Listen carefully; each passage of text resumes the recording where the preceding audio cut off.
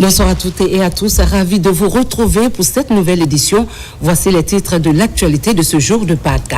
Résurrection du Christ, souffle d'espérance pour les fidèles, ferveur pascale à la cathédrale de Conakry, un appel à l'amour et à l'unité nationale, la foi au service du développement de la Guinée, un message de paix porté par l'archevêque métropolitain.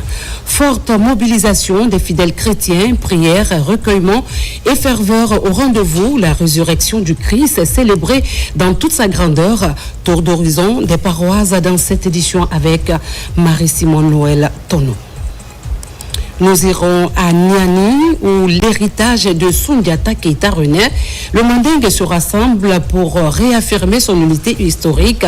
Entre mémoire et fierté, une civilisation refuse de s'effacer. Des voix venues de plusieurs pays pour un même destin commun. Mesdames et messieurs, bonsoir et bienvenue dans ce journal qu'on ouvre par un décret du président de la République. Décret D 2026-0106 PRG-SGG portant attribution de la médaille d'honneur au travail dans l'ordre national du mérite. Le président de la République, vu la Constitution, décrète. Article 1er. En récompense de leur dévouement, de leurs valeurs professionnelles et de leur contribution à la mise en œuvre du projet d'infrastructure ferroviaire et portuaire associé à l'exploitation des gisements de fer de Simandou, projet Simandou, la médaille d'honneur du travail est décernée aux hauts cadres dont les prénoms, noms et fonctions suivent. 1. Monsieur Moussa Magasuba, ancien ministre. 2. Dr Lassine Condé, ancien ministre. 3. Monsieur Moussa Sissé, ancien ministre. 4. Monsieur Bokar Bailali, ancien conseiller principal de la présidence de la République. 5. Madame Alimatou Kaba, ancienne conseillère chargée de mission à la présidence de la République. 6. Madame Maïmouna Diakabi, conseillère à la présidence de la République chargée de la stratégie de croissance et du développement économique. 7. Monsieur Ismaël Keita, ancien administrateur général de l'administration et contrôle des grands projets ACGP. Article 2. Le présent décret qui prend effet à compter de la date de sa signature sera enregistré et publié au journal officiel de la République Conakry le 5 avril 2026, signé président Mamadi Doumbouya.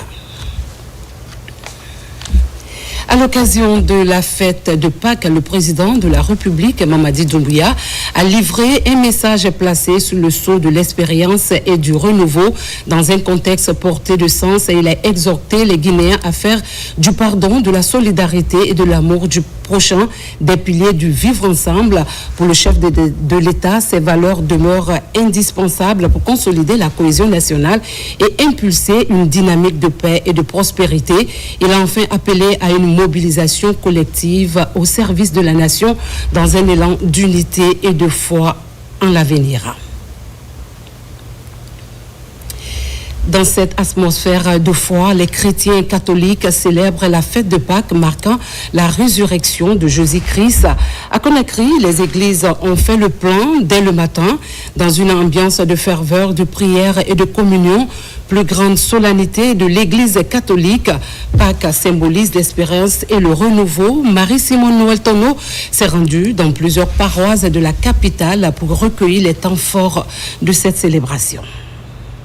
Il y a 3 jours, l'Église catholique commémorait le vendredi saint, le crucifixion et la mort de Jésus sur la croix. Ce dimanche, les fidèles chrétiens catholiques célèbrent sa résurrection. Christ est vraiment ressuscité, alléluia.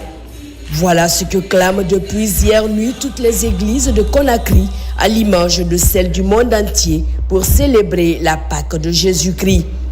Ici, dans cette paroisse Saint-Étienne de Yimbaya, à travers l'homélie, de nombreux fidèles sont venus pour écouter la bonne nouvelle de la résurrection.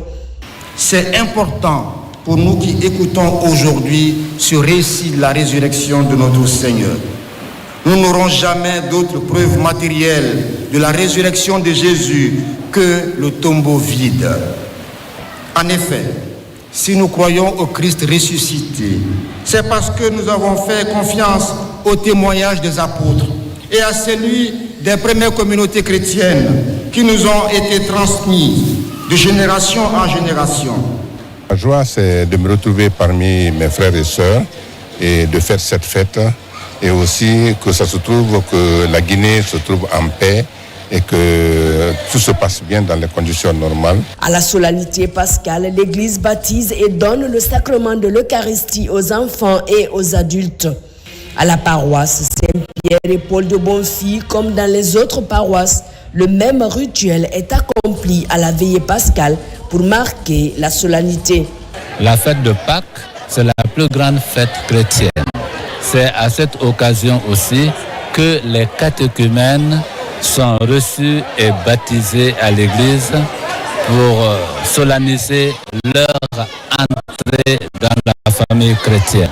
Aujourd'hui, ma joie, elle est immense. Je suis devenu un chrétien qui est rentré dans la grande famille parce que je suis né de nouveau. Ici, à Saint-Augustin de Taouya, la commémoration de la Pâque est un jour de joie ultime puisque l'Alléluia était interdit pendant tout le mois de Carême, comme dans toutes les églises. Ici, le slogan revient avec ferveur. La Pâque, comme nous le savons, c'est le grand passage. C'est la fête du passage du Christ de la mort à la vie, des ténèbres à la lumière. La Pâque, c'est pas seulement un jour, c'est tout un processus. Depuis la fête des rameaux jusqu'à aujourd'hui. Pâques, je dirais que c'est pour moi la plus grande fête de l'Église catholique. C'est le tournant majeur de notre foi en tant que catholique parce que la résurrection du Christ, c'est l'événement sur lequel repose notre foi. Quiconque parle de la résurrection parle aussi de la victoire sur la mort, genre de la mort à la vie. Jésus a vécu la mort et là nous sommes dans la joie. Selon la bonne nouvelle de la Pâque, Christ est vraiment ressuscité d'entre les morts. C'est le fondement de la foi de toute la chrétienté.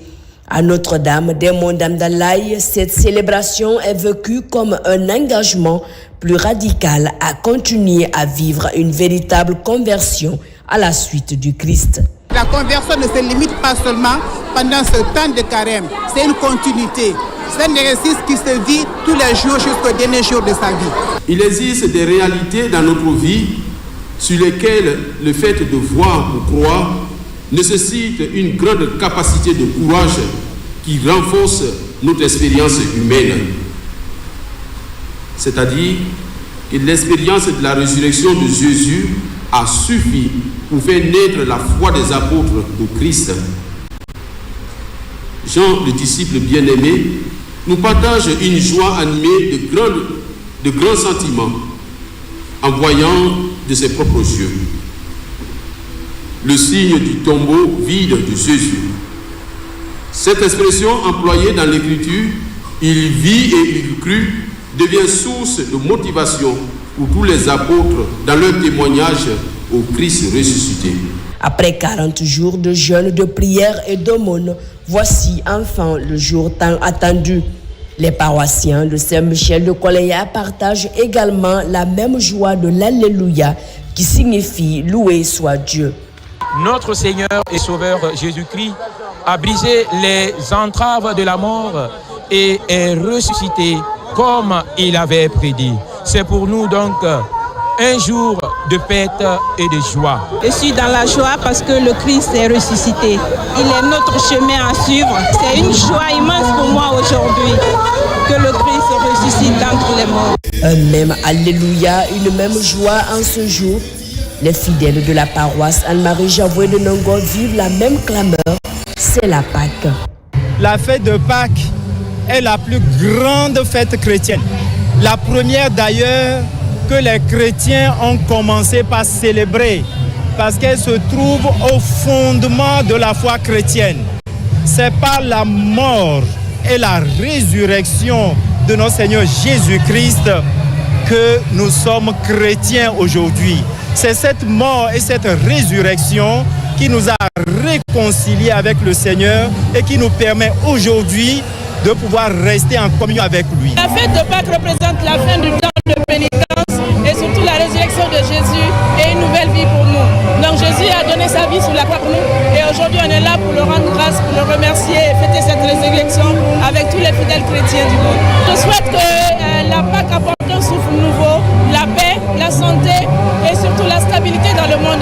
souhaite une très belle fête à toute la communauté guinéenne chrétienne d'ici et d'ailleurs. À Saint-Cyprien de Dixine, ici également, la joie de la Pâque s'exprime par la procession d'offrandes. Le message de la bonne nouvelle est bien livré par le célébrant. Si tu n'as aucune expérience du ressuscité de Christ, vaine est alors ta foi. Pour l'invitation pour nous de chercher encore davantage le Christ, de nous rapprocher de lui, d'avoir une expérience. Et nous l'avons dit avec Saint Jean, la foi vient de ce qu'on entend, de ce qu'on écoute, de ce qu'on voit, ce qu'on touche. Il vit et il crut. Comment croire si rien ne m'a été dit, rien ne m'a été annoncé? La Pâque reste la plus grande solennité de la foi chrétienne.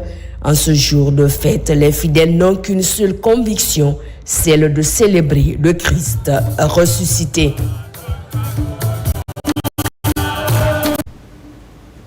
Au terme de 40 jours de jeûne et de recueillement, les chrétiens célèbrent la résurrection du Christ. À la cathédrale de Conakry, l'archevêque métropolitain a présidé cette grande solennité en présence de nombreux fidèles. Dans son homélie, il a appelé à l'amour du prochain, à l'unité et à l'engagement pour le développement de l'année. Marie-Angélique Bangora, reportage. Après 40 jours de jeûne, de prière et de conversion, place à la joie pascale. La résurrection de Jésus est célébrée avec ferveur par l'Église universelle. À la cathédrale Sainte-Marie de Conakry, les fidèles vibrent au rythme des chants et des hymnes. Une célébration solennelle présidée par Monseigneur François Silla, archevêque métropolitain de Conakry. Dans son homélie, il appelle les Guinéens au changement et à la construction d'une société plus juste et solidaire. C'est vrai que les autorités sont généralement indexées, mais c'est tous les Guinéens qui doivent prendre leur part de responsabilité dans le développement de ces pays. On ne peut pas développer un pays dans le désordre. C'est les gouvernés et les gouvernants qui doivent conjuguer le même verbe, s'écouter, travailler ensemble dans la paix, dans la cohésion, pour que la paix soit possible. Il n'y a pas de développement sans paix. Là où il y a la guerre, il n'y a pas de développement. Le développement n'est pas possible. Donc c'est ce message que je demande aux uns et aux autres, que nous soyons tous jeunes, grands, gouvernés et gouvernants, des artisans de paix, des artisans de communion, de fraternité. Nous sommes tous fils et filles d'une même nation, d'un même peuple, la Guinée. Une célébration marquée par la ferveur, mais surtout par un message de renouveau possible pour chaque croyant et pour toute une nation. Le dernier message qui a été partagé dans l'homélie de Monseigneur tout à l'heure était un message aussi très important qui est relatif à la justice sociale et à la République. La République par le respect des institutions, mais aussi un appel pour le rôle que doivent jouer les institutions de la République pour le bonheur et la prospérité du peuple de Guinée. Ces messages sont des messages importants et corroborent parfaitement avec le message adressé au peuple de Guinée et particulièrement à la communauté chrétienne par le président de la République, le chef de l'État, M. Mamadi Doumbouya. Il y a plus de 2000 ans, il y a un sauveur qui nous est né, mais surtout notre foi qui prend sens à Pâques, parce que ce sauveur est venu donner sa vie pour nos péchés, pour nos peines, pour les fois où nous pensons que nous avons tout perdu, pour les fois aussi où nous pensons que la joie qui règne dans notre vie vient de lui. Et aujourd'hui, le message de l'archevêque était tout encore en lien avec ceci, le message de dire que nous avons un sauveur qui nous a permis d'être ensemble. Et c'est aussi ce message de solidarité dans un même amour du Père qui se rappelle de son peuple que nous sommes. Pâques demeure la fête la plus importante du calendrier chrétien. À cette occasion, l'Église invite ses fidèles à vivre dans une espérance nouvelle et à traduire leur foi dans les actes du quotidien.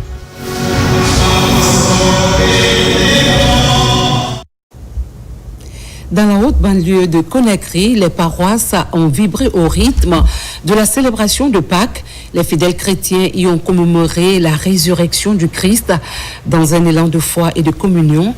Immersion au cœur de ces moments de ferveur à travers plusieurs paroisses avec Ali Badra Kondé.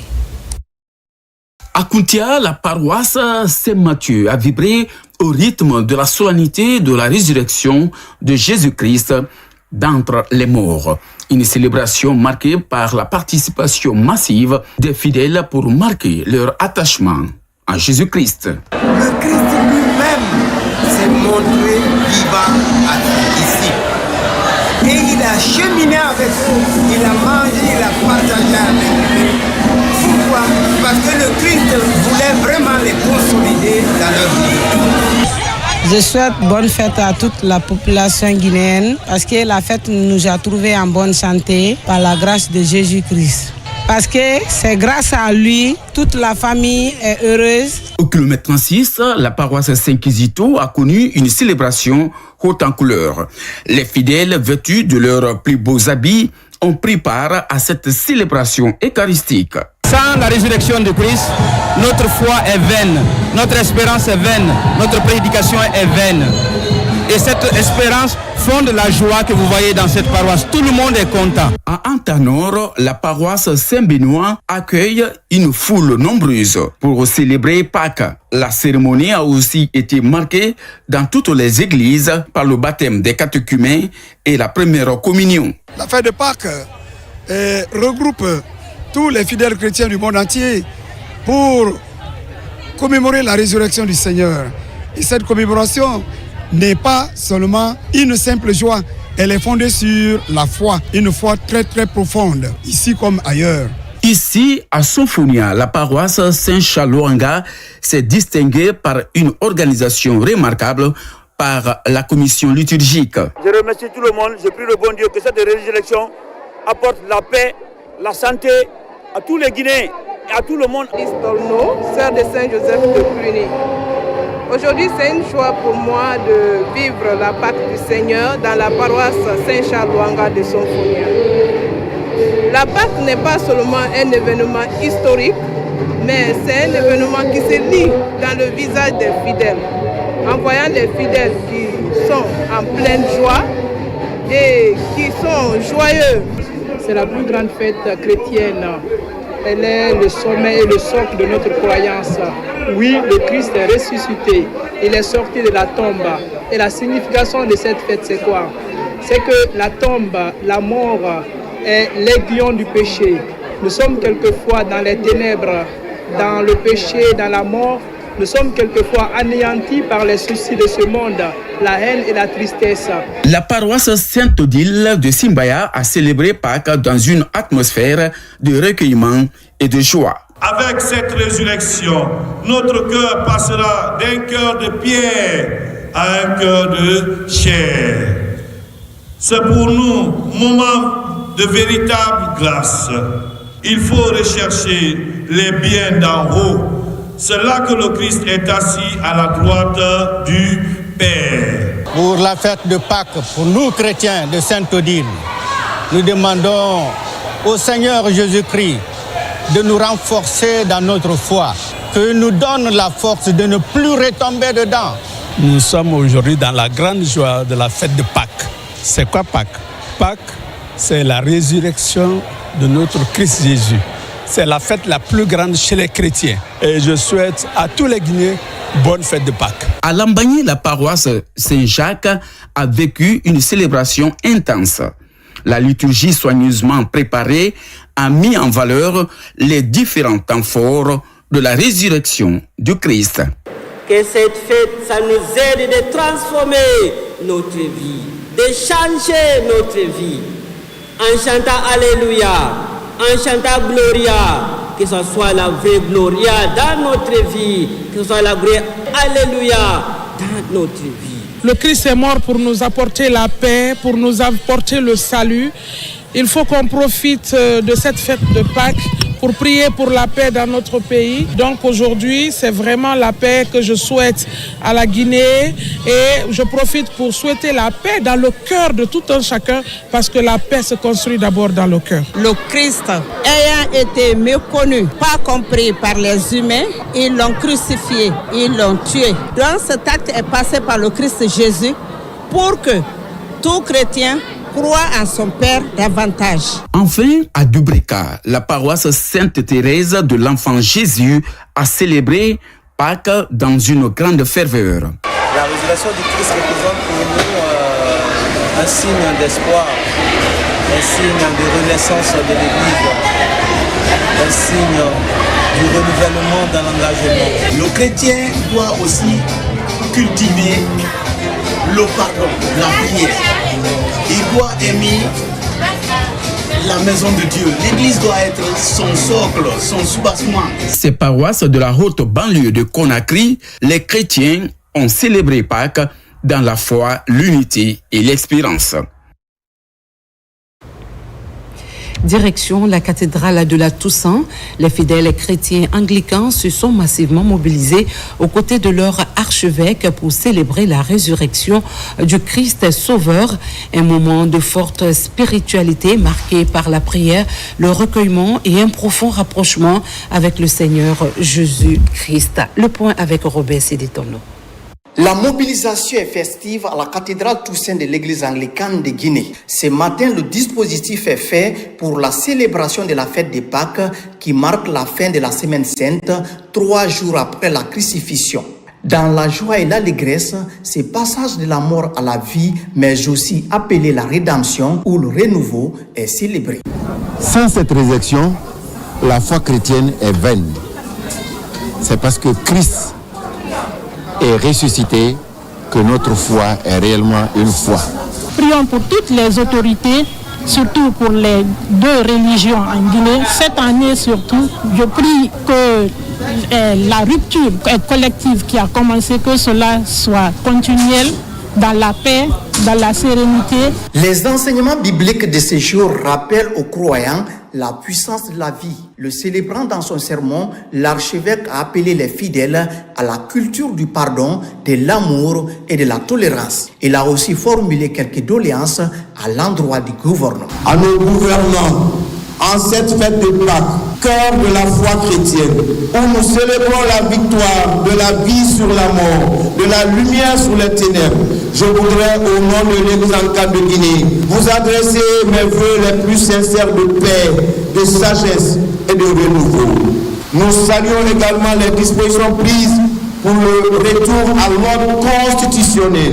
La Pâque célébrée à travers une messe solennelle est le sommet du calendrier liturgique chrétien. Ce jour d'allégresse à l'Église est marqué par la couleur blanche ou dorée, symbole de la joie et de la lumière.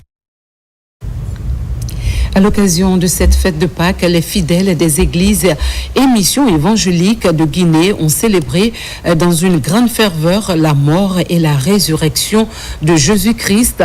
À Conakry, cette journée de foi a également été ponctuée de prières pour la paix et la stabilité de la nation. Regard sur cette célébration avec Pascaline Iomalo.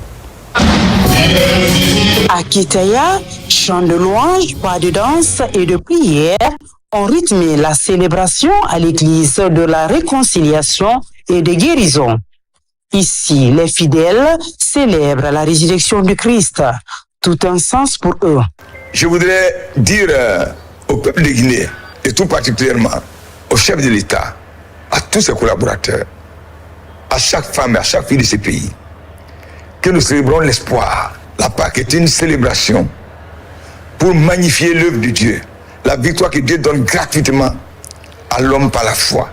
La Guinée va atteindre le but que Dieu lui a fixé si nous nous accordons, si nous nous donnons la main et suivons le projet que le chef de l'État nous présente. Au ministère Synergie du Royaume de Dapompa, cette fête pascale a été marquée par des prières pour taire les forces du mal. La résurrection de Jésus est le fondement du christianisme. Et donc le message que je peux donner ce matin, je peux dire que nous sommes déjà libres. À Petit Simbaya, la mission Bethel Guinée a quant à elle mis en avant la bravoure et le courage de la femme dans un message fort et inspirant. Venus de divers horizons, les fidèles ont exprimé leur joie face à la résurrection du Christ dans une atmosphère empreinte de foi et d'espérance. Célébrer la résurrection de Jésus nous montre à quel point sa mort pour nous est aussi réelle que son amour qui manifeste envers chacun de nous. Donc aujourd'hui, savoir qu'il est mort après 3 jours, être ressuscité, c'est une victoire sur la mort, sur la maladie. À l'église Vase d'honneur de Kaporo, une joie immense marque la célébration. Une atmosphère de joie qui explique la victoire de Jésus sur la mort par sa résurrection. Et puis dans les rangs de l'armée, la foi s'exprime dans le respect de la laïcité et de l'unité nationale. Chrétiens et musulmans s'y retrouvent côte à côte, unis par une même exigence, servir la patrie avec intégrité et conscience. La force ne se limite pas aux armes, elle repose aussi sur les valeurs, la discipline et une profonde cohésion spirituelle. Ansoumani Toumani Kamara. Dans les rangs des forces armées guinéennes, sous les uniformes verts et bleus, qui incarnent la discipline, le sacrifice et le patriotisme, bat un cœur profondément ancré dans les valeurs spirituelles, forgeant l'âme de notre nation. Loin d'être de simples défenseurs du territoire, les militaires guinéens sont devenus par leur exemple et leur engagement de véritables ambassadeurs des nobles principes de l'islam et du christianisme. Ces deux piliers de la coexistence pacifique en Guinée, que ce soit à travers les prières collectives pour la paix et la réussite de la refondation ou des actions de la Ve République, les lectures du Saint-Coran organisées par les groupements d'épouses et d'enfants militaires ou les invocations chrétiennes et musulmanes menées par des aumôniers et religieux en uniforme, l'armée guinéenne démontre chaque jour que la foi n'est pas une affaire privée, mais un levier puissant pour bâtir une société juste, intègre et unie. Le soldat guinéen, qu'il soit musulman fervent, accomplissant ses 5 prières quotidiennes avec rigueur, ou chrétien dévoué, portant les valeurs d'amour du prochain, de pardon et de charité, incarne cette synthèse harmonieuse. La discipline militaire et élévation spirituelle vont de pair. Dans les camps, lors des formations, sur les fronts de sécurisation des frontières ou dans les actions civilo-militaires, les militaires guinéens vulgarisent par leur comportement exemplaire les vertus cardinales communes aux deux religions. L'honnêteté contre la corruption, le respect de l'autre contre l'intolérance, le sens du devoir et du sacrifice contre l'égoïsme, la solidarité contre la division. Il rappelle que l'islam enseigne la justice, la miséricorde et la quête du savoir, tandis que le christianisme appelle à l'humilité, à la fraternité et à l'espérance. Les soldats de Guinée demeurent les gardiens de notre intégrité territoriale, mais aussi les porteurs de lumière spirituelle. En vulgarisant ces valeurs sacrées, les soldats forgent une jeunesse disciplinée, une société résiliente et un avenir où la foi renforce le patriotisme. Que Dieu, le tout miséricordieux, continue de vous guider. Que votre exemple inspire tous les Guinéens à placer la morale, la justice et l'unité au-dessus de toutes choses.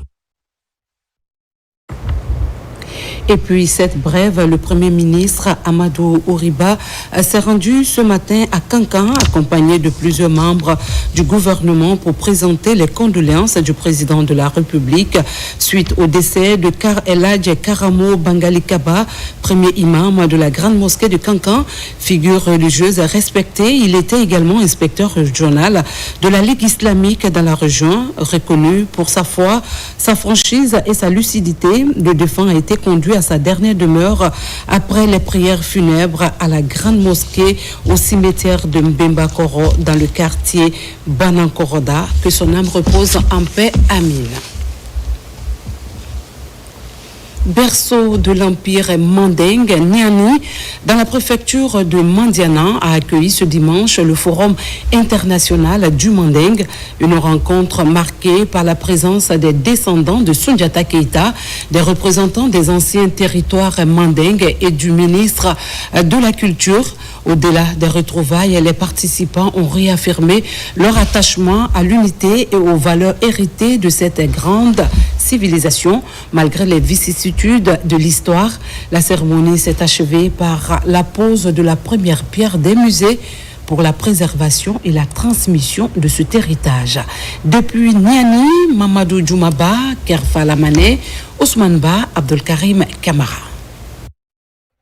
Tout d'abord, une veillée d'armes à Niani qui traduit l'excellence des relations entre des peuples issus du Grand Mandingue. Puis le soleil se lève sur la capitale du Mandingue médiéval pour des retrouvailles des plus ancestrales.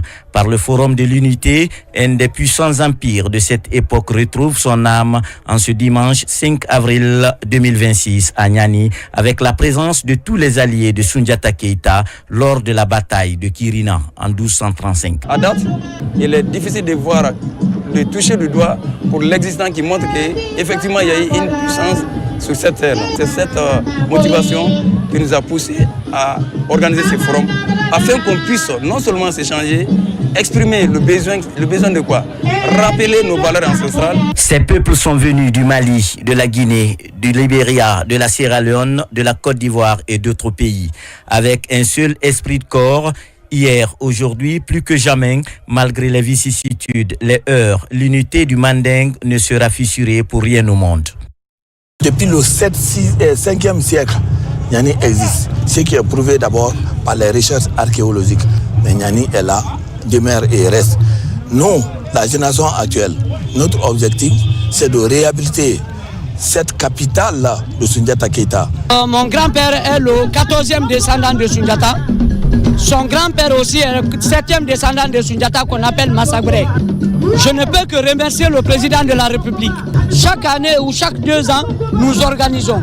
Mais c'est la première fois qu'un ministre de la Culture se déplace pour venir dans cette activité. Mais en se retrouvant ici sur les traces de Soundiata Keïta, chaque entité estime qu'au-delà de cette unité mandingue, le travail de continuité demeure, la persévérance afin de faire mieux que les dévanciers. C'est pas pour rien que Moran Soundiata a élaboré la charte de Kouroukanfouka, mais en réalité, c'est pas fait pour lui, c'est fait pour la postérité. Donc nous devons, n'est-ce pas, respecter tous leurs engagements. Rien ne doit se gâter et tout doit se construire. Ce forum auquel je participe, qui est un forum d'intégration, un forum de dialogue, un forum de construction commune, un forum qui constitue un véritable rempart contre les conflits. Je tiens, au nom du président de la République, au nom du Premier ministre, à vous dire que désormais, toutes les éditions de ce forum bénéficieront d'une subvention de la part du ministère de la Culture, du Tourisme et de l'Artisanat. Cerise sur le gâteau, le gouvernement, à travers le ministre de la Culture, lance les travaux de construction des musées. Un temple où tous les objets de Soundiata Keïta et de ses successeurs seront exposés, une manière d'abriter la mémoire collective du Mandingue. Revenons à Conakry, où l'ANAïM a réuni les sociétés minières de Forécaria pour échanger sur la mutualisation de la route de Yomboyeli. Long de 75 km, ce corridor est convoité par le transport des minerais vers le port de Konta. Des discussions sont en cours en vue d'une gestion concertée de ce taxe au profit des collectivités et des acteurs concernés. Un accord cadre entre 3 compagnies minières est attendu dans les prochains jours. Aboubakar Djabi, Suleiman Kaba, reportage. C'est un modèle de gestion des infrastructures minières qui est en débat à la direction générale de l'Agence nationale d'aménagement des infrastructures minières. Cette rencontre marque le début des négociations entre 3 entités minières évoluant dans la préfecture de Forécaria. Ce conclave constitue une étape décisive pour aboutir à un accord cadre sur la mutualisation de la route de Yomboyeli, longue de 75 km. Je tiens à rappeler que la mutualisation des infrastructures minières dédiées à l'évacuation des substances minérales est au cœur de la vision portée par son Excellence, Monsieur le Président de la République, Mamadi Doumbouya, qui veut faire du secteur minier le vecteur du développement socio-économique de la Guinée. L'accord qui découlera de ces négociations définira les termes et modalités de la gestion de la route minière. Son entretien, sa maintenance et le renforcement de la sécurité sont au cœur des préoccupations des communautés riveraines. L'ouverture de ces négociations de mutualisation vise à répondre aux préoccupations des partenaires miniers et des communautés riveraines. Le paiement des redevances sera exigé sur la base des substances minérales transportées. Ces recettes générées serviront à couvrir les coûts de gestion de la route au bénéfice des populations riveraines et de tous les acteurs impliqués. Cette mutualisation nous permettra de pouvoir optimiser le coût de production, de sécuriser la route par rapport au flux routier. L'objectif, c'est de pouvoir travailler ensemble la main dans la main avec la NAIM et de pouvoir vraiment optimiser le coût de production. Nous avons tenu à dupliquer l'expérience sur la route de Bokeh pour minimiser ses impacts environnementaux et réduire le temps d'exécution des infrastructures sur toute l'étendue du territoire. Donc aujourd'hui est un nouveau jour pour nous d'amorcer un nouvel élan sur cette route qui est restée dans la mutualisation de façon informelle. Cette route de Yomboyeli reste un accès facile au port de Konta sur une distance de 75 km. Autre sujet d'actualité, Dalaba durcit le ton contre la criminalité. Une cinquantaine d'officiers et agents de police judiciaire ont été habilités par le procureur général après la Cour d'appel de Conakry. Leur mission, traquer les auteurs d'infractions et les traduire devant la justice. Mamadou Paté-Baldé. Le procureur général, après la Cour d'appel de Conakry, multiplie ses efforts pour garantir la légalité dans la gestion des procédures pénales relevant de son ressort. C'est dans ce cadre qu'il a habilité près d'une cinquantaine d'officiers et d'agents de police judiciaire de la circonscription territoriale de la justice de paix de Dalaba. Les habilitations leur confèrent certes des droits, mais aussi des obligations. Et nous avons largement rappelé leurs droits et leurs obligations, les droits et les obligations rattachés aux habilitations qu'ils viennent de recevoir. Ces OPJ et APJ auront pour rôle essentiel la recherche des présumés auteurs des infractions, à rassembler les preuves, dresser les procès-verbaux et déférer les auteurs devant les juridictions. D'abord, j'exprime ma profonde gratitude aux autorités de plus haut niveau pour cette marque de confiance placée en nous. Et j'exhorte désormais aux bénéficiaires d'en faire bon usage dans la légalité et le respect des droits humains. En plus de ces habilitations, la justice de paix de Dalaba a décerné aussi des témoignages de satisfecit à certains OPJ et APJ qui se sont illustrés durant l'année 2025 dans l'exercice de leur mission. À nos OPJ et APJ, tous ceux qui ont bénéficié aujourd'hui de la part de la chaîne pénale, sincèrement d'utiliser de façon professionnelle. Et je voudrais qu'ils soient légalistes, qu'ils travaillent au nom de la population, pas contre la population. Avec ces habilitations, ces agents ont le plein pouvoir de procéder à des interpellations, des gardes à vue et des perquisitions conformément à la loi. À Bokeh, la gestion des frontières a fait l'objet d'une attention. Une mission de la Commission nationale des frontières de Guinée a séjourné dans la préfecture pour installer et former les membres de la commission sous-régionale, composée d'agents des forces de défense et de sécurité, ainsi que de cadres régionaux et préfectoraux. Cette équipe est désormais outillée sur ses rôles et responsabilités en ligne de mire. Prévenir les conflits le long des frontières terrestres et maritimes et renforcer la stabilité dans cette zone. Younoussa Tawel Kamara. Ils sont au total 40 membres de la commission sous-régionale des frontières de la région administrative de Bokeh à être installés officiellement par la Commission nationale des frontières de Guinée, relevant du ministère de l'administration des territoires et de la décentralisation. La présente commission est composée des responsables des forces de défense et de sécurité, des cadres sous-préfectoraux, préfectoraux et régionaux de Bokeh.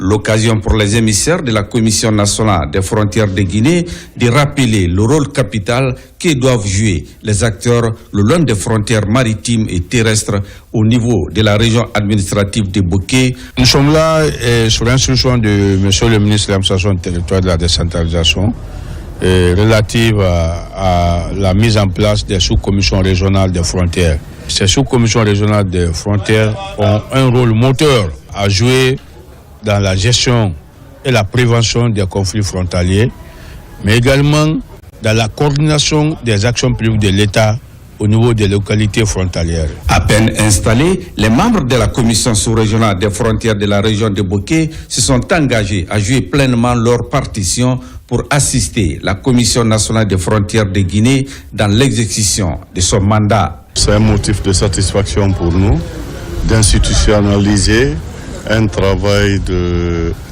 journalier pour nous. Parce que vous n'êtes pas sans savoir, Bofa est en pleine exploitation minière. Donc c'est une frontière, si vous voulez, qui n'est pas déclarée quelque part. Mais par contre, ces événements qui s'y passent font de Bofa une frontière maritime très large aujourd'hui. La commission est opérationnelle à partir d'aujourd'hui, grâce à la volonté politique du gouvernement guinéen. Et les autorités ont pris un engagement d'assumer leurs fonctions de sous-commission régionale des frontières dans la région de Boké. Au terme de la cérémonie, les membres de cette commission ont également bénéficié d'une formation de remise à niveau leur permettant de mieux prévenir les conflits transfrontaliers dans la région administrative de Boké. Et pour finir, l'université de Nongon à Conakry a servi de cadre à une conférence scientifique autour du thème « Le monde actuel, défis et perspectives » animée par l'ancien Premier ministre François Luceni Fall. Les débats ont porté sur les grandes mutations politiques et économiques, sans oublier les enjeux climatiques qui interpellent le monde contemporain. Face aux étudiants, le diplomate a également partagé son expérience sur les défis de la coopération internationale. On fait le point avec Mounir Barry. C'est une rencontre qui prône le multilatéralisme et la nécessité pour les États du monde à promouvoir la coopération pour faire face aux défis du monde contemporain. L'ancien Premier ministre guinéen et diplomate partage son expérience sur les grands enjeux du monde et les mutations politiques, économiques et climatiques. François Luceni Fall expose sur le thème « Le monde actuel, défis et perspectives ». Nous vivons dans un monde qui est absolument fracturé, un monde en recomposition, et aussi le sud global, dont les pays africains, dont la Guinée, des pays qui aspirent au plein développement, qui ont pris le bon chemin de développement et qui tiennent à jouer leur rôle aussi dans le monde aujourd'hui, dans la gestion des affaires de ce monde. Et donc ça m'a permis d'échanger avec les étudiants sur un certain nombre de problèmes, des crises en cours, les crises passées et les crises à venir, et surtout un appel aux étudiants pour qu'ils soient des acteurs de paix. Tu peux tout faire dans ce bas monde-là. Parce que lui, il nous a dit que dans la conférence, il rêvait depuis tout petit d'être un ministre ou de ce qu'il est et de ce qu'il a vécu. À travers cette conférence, nous rêvons loin. Après un aperçu sur le passé et les problèmes du moment, le diplomate a exploré les grands sujets d'actualité comme la fragmentation du monde et surtout le conflit israélo-palestinien au Moyen-Orient. C'est un grand plaisir pour nous de le recevoir ici, non seulement pour qu'il puisse servir de modèle, parce que c'est ça aussi l'université. Il faut que les enfants sachent au-delà de tout, que tout peut se faire ici. C'est-à-dire, il n'est pas question seulement d'aller à l'étranger pour être brillant. Comme on le dit, on ne gagne son pain qu'à la sueur de son front. Donc, et le savoir, il faut aller le chercher. Et tous ces étudiants-là, je leur demande de faire du sérieux, de travailler correctement, d'aller chercher le savoir.